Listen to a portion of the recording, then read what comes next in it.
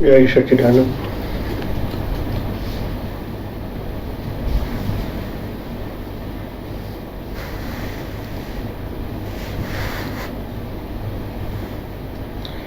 आप सोचते हैं कि आप शरीर हैं, लेकिन आप शरीर नहीं हैं।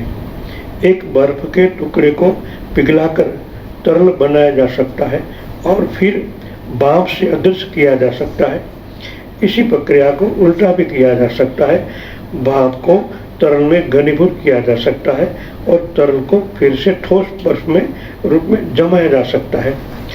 साधारण मनुष्य ने अभी तक अपने शारीरिक अणुओं को इस प्रकार रूपांतरण करना नहीं सीखा है, परंतु काइस ने सिद्ध किया था कि ऐसा किया जा सकता है। अणु को रूपांतरण करना, अणु को परमाणु रूपांतरण करना। जब मन दिखाई नहीं देता है, जब हमारे एक एक अणु को हम रूपांतर कर देते हैं तो अदृश्य होने की संभावना बढ़ जाती है। और शुरुआत एक अणु से करना पड़ता है। एक अणु को रूपांतर करने मतलब उनके अंदर प्राण अवतरित करना पड़ता है। फिर उनको सूक्ष्म सूक्ष्म करते करते नाभिक में जाना पड़ता है, तभी आप विश्व स्तर के लेवल पर पहुंच पाते हैं। अणु स्थूल है, एक बीज है। इस ब्रह्मांड का बीज जिस तरह पृथ्वी तत्व कहते हैं, उनको अणु कहते हैं। अणु को बिखर देना मतलब सूक्ष्म होना। एक काइस ने सिद्ध कर लिया था। उनको समझना पड़ता है कि 16 भौतिक तत्वों से बना मानवीय शरीर अदृश्य मानव की प्रति छाया के अतिरिक्त और कुछ नहीं है। जो सूक्ष्म में है उनके द्वारा ही ये शरीर चल रहा है। दूरी संचार ऊपर से होता है। कहने का तात्पर्य यह है, इस अदृश्य मानव को दो शरीर है। एक सूक्ष्म शरीर जो विद्युत तरंगों से बना है और दूसरा कारण शरीर जो विचारों से बना है। आपका प्रकाश निर्मित सूक्ष्म शरीर 19 तत्वों से बना है और आपका अदृश्य कारण शरीर 35 विचारों से बना है। 19 विचार जिन्होंने आपके सूक्ष्म शरीर के 19 विद्युत तत्वों को उत्पन्न किया, उनका अर्थ समझ ले।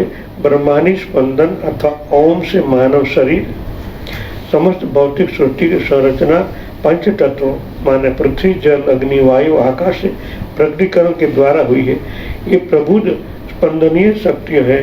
पृथ्वी तत्व के बिना ठोस वस्तु की कोई अवस्था नहीं हो सकती। जल तत्व के बिना कोई भी तरल अवस्था नहीं हो सकती। वायु तत्व के बिना कोई भी गैसीय अवस्था नहीं हो सकती।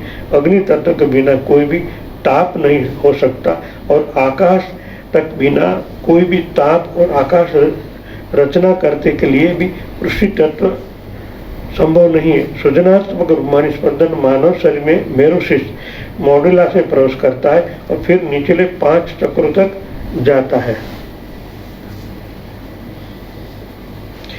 महान गुरुजन जिन्होंने ईश्वरानुभूति प्राप्त कर ली है, वे अणुओं को किसी भी स्वरूप की रचना करने के लिए अपनी इच्छा शक्ति के अनुसार व्यवस्थित करने में समर्थ होते हैं। इसने परमात्मा को प्राप्त कर लिया है। जब उस परमात्मा की शक्तियों के साथ एक हो जाता है तब वो अणु को चेंज कर सकता है, अणु को बदल सकता है, उनको मिटा सकता है, नए अणु अवतरित करा सकता है। आप ये कर सकते हैं। आप जैसे संकल्प करते हैं तो अणु नेगेटिव अणु को बाहर लो, पॉजिटिव ब्रह्मांड के प्राण के अणु को उतार दो। करना इतना ही है और होता ही है। जब वायु तत्व के साथ आप एक हो जाते हो, इस बादल को हिला डुला सकते हो। कल हमने प्रैक्टिकल कर लिया था, कितने घंटों में चेंज हो गया। एक एक तत्व पर तो आपका कंट्रोल होना चाहिए।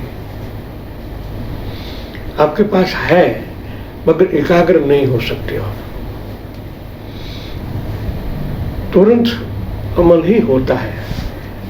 मैंने खाली एक संकल्प बादलों को देखा, आंख बंद कर ले, आज्ञा चक्र से एकाग्र हुआ उस बादलों को। कल्पना ही करना है, क्योंकि अभी तो ये बादल यहाँ नहीं, उत्तराखंड में ऊपर है, हम यहाँ बैठे।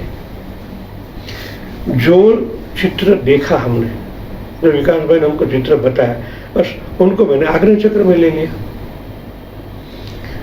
जैसे मेरे को संकल्प करना है उसको मैं देखता हूं, चित्र को, चित्र द्वारा बादल को एकाग्र होने के देखना है।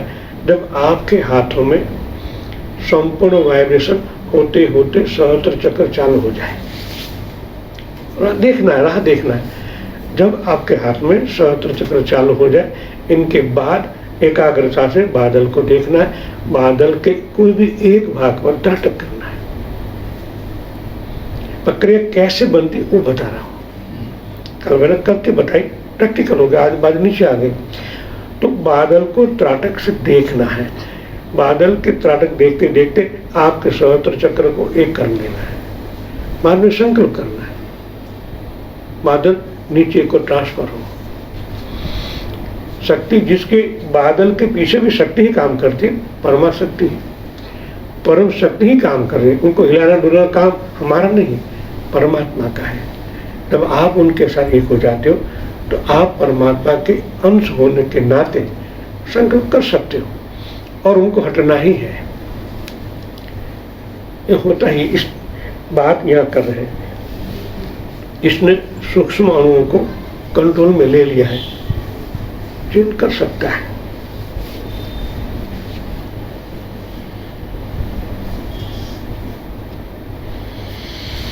आपका शरीर मूल रूप से 35 विचारों का कारण शरीर है, जो प्रकाश एवं ऊर्जा के 19 तत्वों के सूक्ष्म शरीर के भीतर है, जिस 16 रसायनों की भौतिक शरीर के ढका हुआ है। जब आपकी मृत्यु होती है तो प्रकट दिखाई देने वाले भौतिक शरीर छूट जाएगा, परंतु अदृश्य आत्मा का सूक्ष्म शरीर आपके लिए वास्तविक हो जाएगा। आप अपने सूक्ष्म शरीर के प्रति सचेत हो जाएंगे। उच्चतर आध्यात्मिक 19 द्वारा आप पाएंगे कि आपके सूक्ष्म शरीर को 35 विचारों में बदला जा सकता है और उन 35 विचारों के पीछे आपकी चेतना ही वास्तविक है, क्योंकि आपकी चेतना अथवा आत्मा ईश्वर की ब्रह्मांडी चेतना का एक अंश है। जैसे आप चलचित्र देखते हैं तो पर्दे पर आप अनेक आकृतियां देखते हैं, लेकिन यदि आप ऊपर की ओर देखते हैं तो आप केवल प्रकाश के किरण पुंज को देखते हैं, जो आकृतियां को प्रक्षेपित कर रही है। उसी प्रकार मस्तक से ऊर्जा की 5 तरंगे पृथ्वी, जल, अग्नि, वायु, आकाश के सृजनात्मक तत्वों के स्पंदनों के रूप में प्रवाहित होती है। वाइब्रेशन आप देखते हैं तो प्रवाहित होती, आपके हाथ को अनुभव होता है जैसे आपके हाथ में पूरा प्राण से भर जाए। अब परमात्मा की कृपा देखो, आपने तो खाली प्राण को धारण किया, वो प्राण को कितना सूक्ष्म बनाना है ऊपर वाले के हाथ में, क्योंकि आप उनके संतान हैं। स्वयं ऑटोमेटिकली प्राण सूक्ष्म कारण महाकारण में वो प्रकट होता है और स्पंदना इतनी तेज से चलती है, जहां जाने के बाद उनके भी अणु के साथ एक हो जाती है, तो हटने लग जाता है। वरना वो तो खरबों टन का वजन है, हम 50-100 किलो को हटा नहीं पा रहे, और ये तो खरबों की बात है कि आप छोटे नहीं हैं, आप परमात्मा के संतान हैं। आपके पास सत्य है, हो सकता है।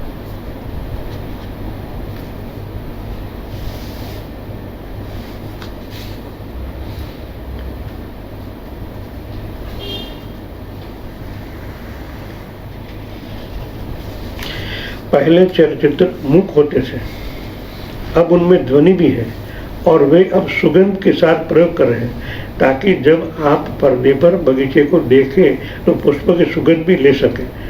जब वे प्रकाश जनित आकृतियां स्पर्श एवं स्वाद में भी वास्तविक बन जाएगी, तब आपके ईश्वर की सृष्टि के 5 तत्वों का उत्पन्न कर लिया होगा।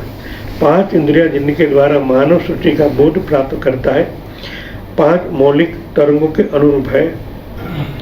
आकाश यानी ध्वनि, वायु यानी स्पर्श, अग्नि यानी दृष्टि, जल स्वाद और पृथ्वी सुगंध, जिसके सृष्टि उत्पन्न हुई थी।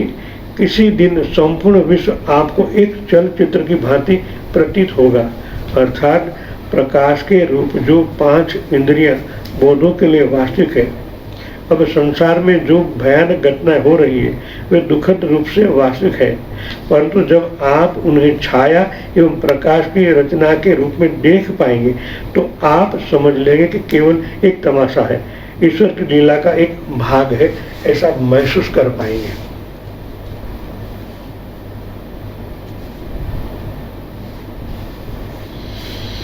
आप केवल स्वप्न देख रहे हैं कि आपके पास हाड़ मांस का शरीर है।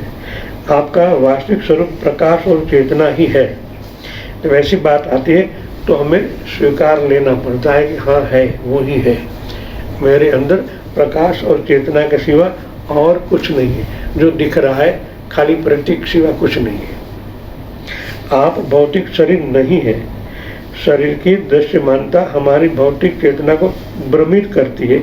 यदि आप अति चेतन अवस्था आपके वास्तविक स्वरूप आत्मा के बोध को विकसित कर लेते हैं तो आप जान जाएंगे कि शरीर भीतर में उस अदृश्य आत्मा का प्रक्षेपण मात्र है।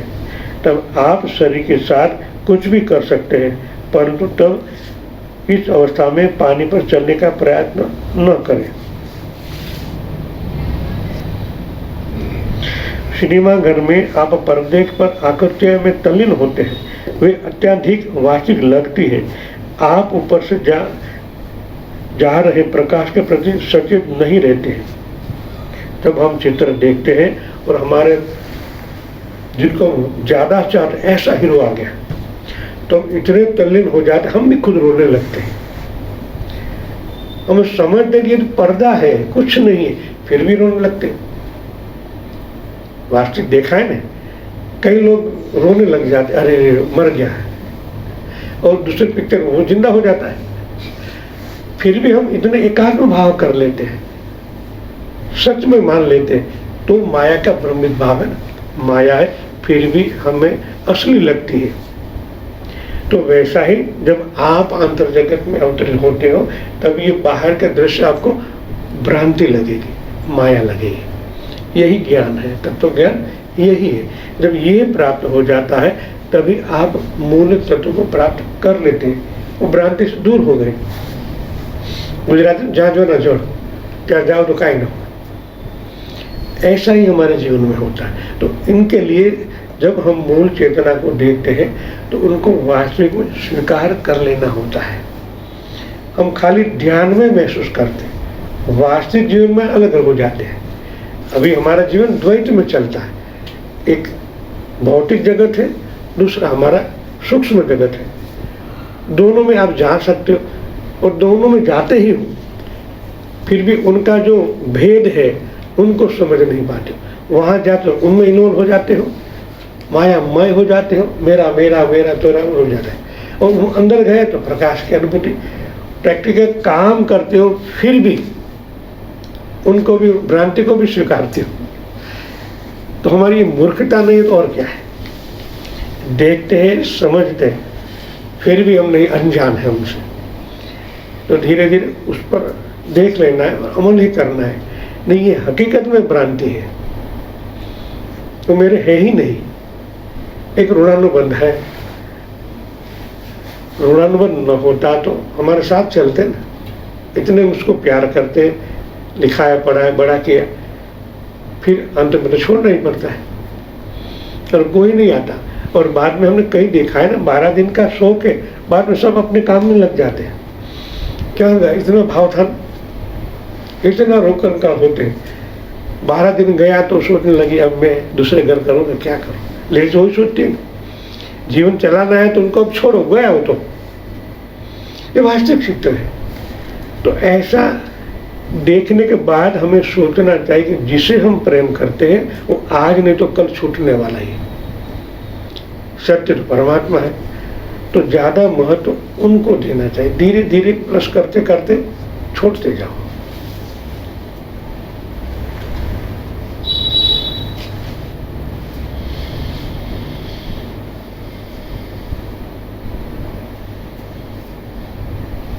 प्रकाश और चित्र में क्या अंतर है? यदि प्रकाश न होता तो क्या चित्र उत्पन्न हो सकते हैं? लाइट चली जाए तो चित्र बंद हो जाता है। उसी प्रकार यदि अदृश्य मानव न होता तो दृश्यमान मानव भी न होता। जब अदृश्य मानव भौतिक शरीर छोड़ देता है तो शरीर विघटित हो जाता है। अंदर वाला जैसे बाहर चला गया तो शरीर छूटने लग गया। विघटन मतलब सब अलग अलग हो जाते हैं। पृथ्वी में जल वायु आकाश सब अलग हो जाते हैं, कुछ नहीं रहता है।